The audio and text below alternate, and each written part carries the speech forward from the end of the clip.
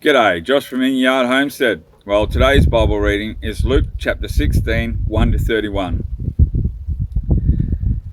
He also said to his disciples, there was a certain rich man who had a steward, and an accusation was brought to him that this man was wasting his goods. So he called him and said to him, what is this I hear about you? Give an account of your stewardship, for you can no longer be steward. Then the steward said within himself, what shall I do? For my master is taking the stewardship away from me. I cannot dig, I am ashamed to beg. I have resolved what to do, that when I am put out of the stewardship, they may receive me into their houses.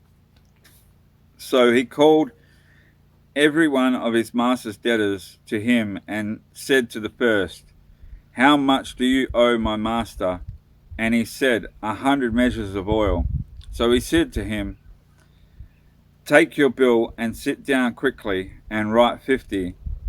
Then he said to another, and how much do you owe?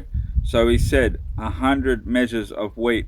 And he said to him, take your bill and write 80. So the master commended the unjust steward, because he had dealt shrewdly. For the sons of this world are more shrewd in the generation than the sons of light. And I say to you, make friends of yourselves by unrighteous mammon, that when you fail, they may receive you into an everlasting home. He who is faithful in what is least is faithful also in much, and he who is unjust in what is least is unjust also in much. Therefore, if you have not been faithful in the unrighteous mammon, who will commit to your trust the true riches? And if you have not been faithful in what is another man's, who will give you what is your own? So no servant can serve two masters, neither he will hate the one and love the other, or he will be loyal to the one and despise the other. You cannot serve God and mammon. Now the Pharisees, who were lovers of money, also heard all these things, and they derided him. And he said to them, you are those who justify yourselves before men, but God knows your hearts, for what is highly esteemed among men is an abomination in the sight of God. The law and the prophets were until John. Since that time the kingdom of God has been preached, and everyone is pressing into it.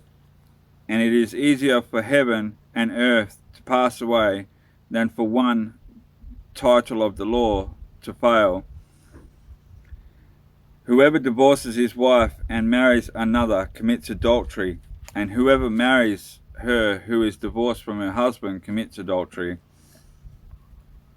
There was a certain rich man who was clothed in purple and fine linen, and fed sumptuously every day. But there was a certain beggar named Lazarus, full of sores, who was laid at his gate, desiring to be fed with the crumbs which fell from the rich man's table. Moreover, the dogs came and licked his sores. So it was that the beggar died and was carried by the angels to Abraham's bosom. The rich man who died was also buried, and being in torment in Hades, he lifted up his eyes and saw Abraham afar off and Lazarus in his bosom. Then he cried and said, Father Abraham, have mercy on me, and send Lazarus, that he may dip the tip of his finger in water and cool my tongue, for I am tormented in this flame. But Abraham said, Son, remember that in your lifetime you received your good things, and likewise Lazarus evil things. But now he is comforted, and you are tormented. And besides all this, between us and you there is a great gulf fixed, so that those who want to pass from here to you cannot, nor can those from there pass to us.